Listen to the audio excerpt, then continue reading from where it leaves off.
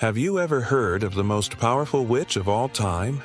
Well, let me introduce you to the great magical sorceress who can turn the heads of kings, resurrect the dead, transform herself into any animal, heal the sick, control the elements, win against gods, and fight against giant monsters. And, oh, by the way, she's also the mother of kings. Yep, we're talking about none other than the one and only Isis. Welcome back to our channel where we bring you the most spectacular stories from around the world. Before we begin, don't forget to hit that like button and subscribe for more amazing content.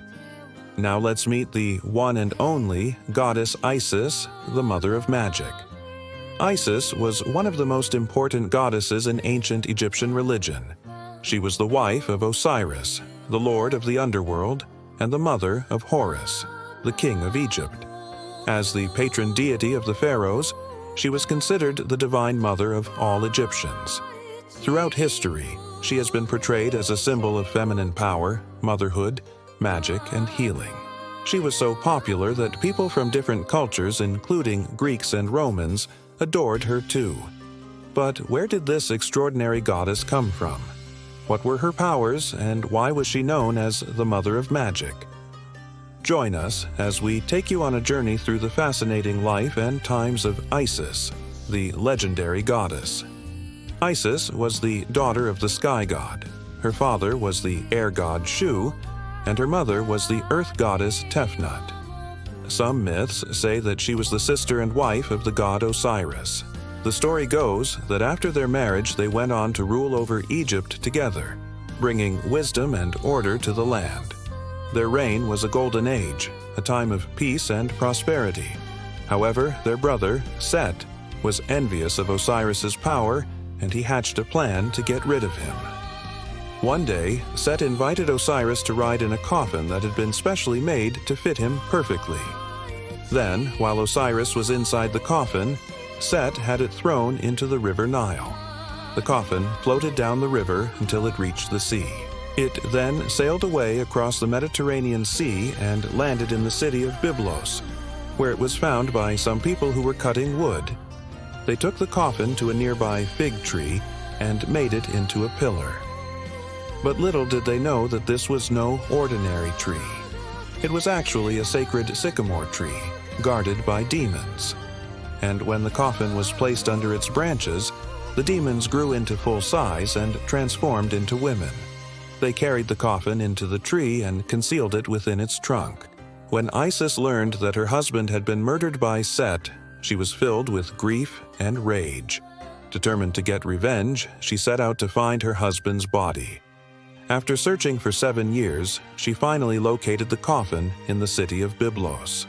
With the help of her sister Nephthys, she raised Osiris from the dead and gave birth to his son, Horus.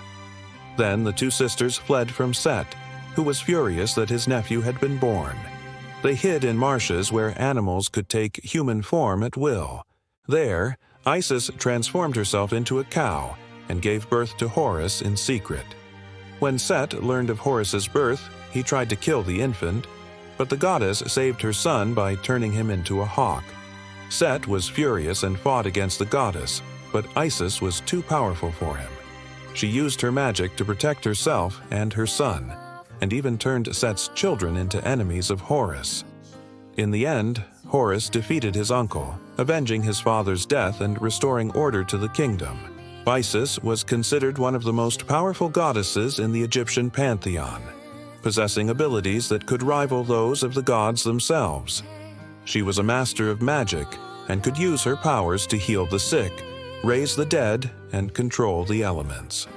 Her connection to the underworld allowed her to guide the souls of the dead and protect them on their journey to the afterlife. As the patron goddess of the pharaohs, Isis was believed to have the power to bestow kingship and protect her chosen rulers. She was also a skilled warrior and could fight alongside mortals when they needed her help. But perhaps her greatest power was her ability to transform herself into any animal at will, which gave her the flexibility and adaptability to face any challenge. This power also symbolized her connection to the natural world and her ability to harness the forces of nature to her advantage. Through her vast powers and unwavering determination, Isis became known as the Mother of Magic, a title that would echo through the ages and inspire countless myths and legends. The worship of Isis was widespread throughout Egypt, and she had many temples dedicated to her, the most famous of which was the Temple of Isis at Philae. The goddess was usually depicted as a woman wearing a throne on her head, holding a staff called a flail, and carrying a symbol of life called an ankh. The throne symbolized her status as a queen and her connection to the pharaohs. The flail represented her ability to protect and defend her followers, while the anchor symbolized her power over life and death. But Isis wasn't just revered in Egypt. Her worship spread to other parts of the world, including Greece and Rome. The Greeks identified her with their goddess Demeter, and the Romans with their goddess Ceres.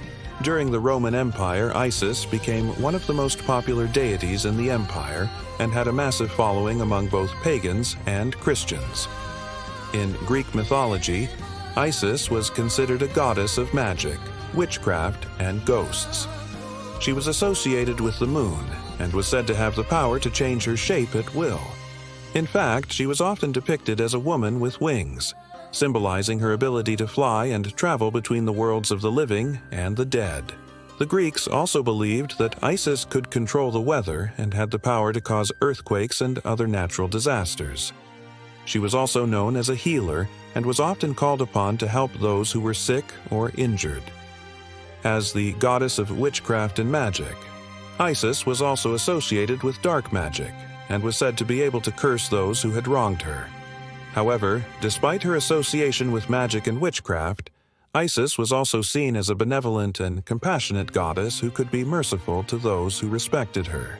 She was also known for her wisdom and was often called upon to help mortals who were struggling with difficult decisions. The influence of Isis on ancient cultures extended beyond her association with magic and witchcraft. She was also seen as a protector of travelers and was often invoked before a journey. She was also a goddess of fertility and was associated with the harvest and the cycles of nature.